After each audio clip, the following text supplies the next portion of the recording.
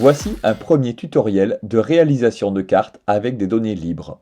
L'idée ici, c'est donc de créer un plan à échelle rapprochée et donc relativement détaillé d'une zone plutôt peu étendue, facilement accessible aux élèves. Typiquement, c'est plus grand que le plan de la classe, mais c'est plus petit qu'une ville. On est donc par exemple sur la cour de récréation, ses équipements, un bout du quartier autour. Bien sûr, cette procédure est valable pour toute zone de cette dimension, par exemple le parc public. Alors, pourquoi avec OpenStreetMap? Eh bien, si l'on fait un essai, par exemple avec la bien connue Google Maps, on se rend compte qu'on est très vite limité par le faible niveau de détail disponible. Une autre solution pourrait être d'utiliser les fonds de géoportail proposés par l'IGN.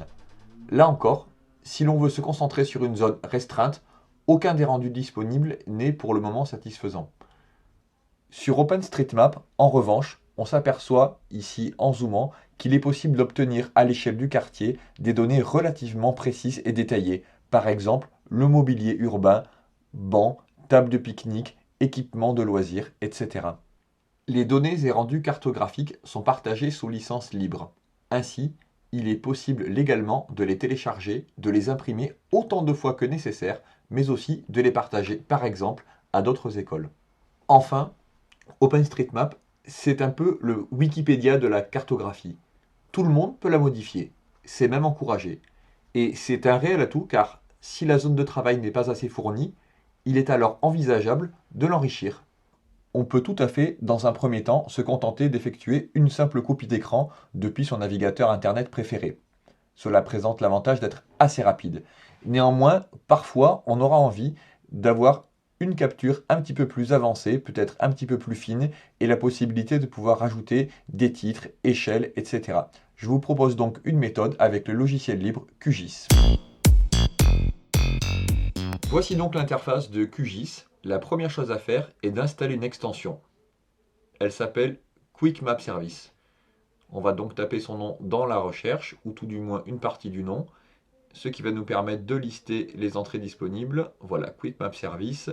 On installe le plugin, c'est assez rapide. On peut fermer cette fenêtre et démarrer notre projet. Nouveau projet vide, double-clic, et on va se rendre immédiatement dans le menu Internet, Quick Map Service, OSM pour OpenStreetMap, et prendre le fond OSM standard. Voilà, devant la carte du monde, on va donc zoomer progressivement pour retrouver la zone de travail qui nous intéresse. Dans le cas présent, je vais utiliser Digne-les-Bains que je connais assez bien et on va donc zoomer sur une école, l'école du Pigeonnier. Voilà, on s'approche un petit peu de la zone, on s'assure d'avoir bien cadré la zone de travail et ensuite on va créer une nouvelle mise en page. C'est là qu'on va concrètement positionner sur le papier notre carte ainsi que le titre, l'échelle et les crédits. On donne un nom à la mise en page et nous voici dans une interface un petit peu plus familière comme dans un logiciel de bureautique. On va donc créer un cadre qui contiendra la carte principale.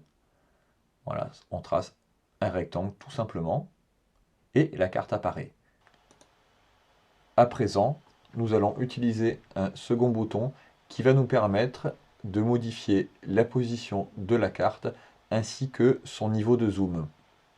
Pour plus de précision, on peut utiliser également le paramètre d'échelle qui se trouve dans le menu de droite.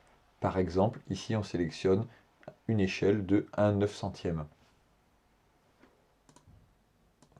À propos d'échelle, il est temps d'en insérer une graphique.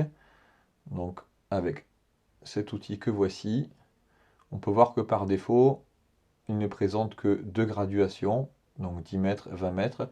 On va modifier un paramètre dans le menu et remplacer la valeur 2 par la valeur 10, ce qui nous permet d'obtenir une échelle à 10 graduations. L'outil Zone de texte nous permet d'ajouter maintenant un titre et d'en personnaliser l'apparence, police et taille de caractère, couleur de fond, cadre, etc.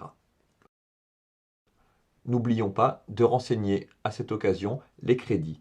En effet, la licence d'OpenStreetMap implique que soit citée la source. C'est aussi une bonne façon de soutenir le projet et d'attirer de nouveaux contributeurs afin de bénéficier de cartes encore plus riches à l'avenir. Et voilà, c'est presque terminé. Il ne reste à présent plus qu'à exporter la mise en page, par exemple au format PDF, afin de pouvoir facilement l'imprimer.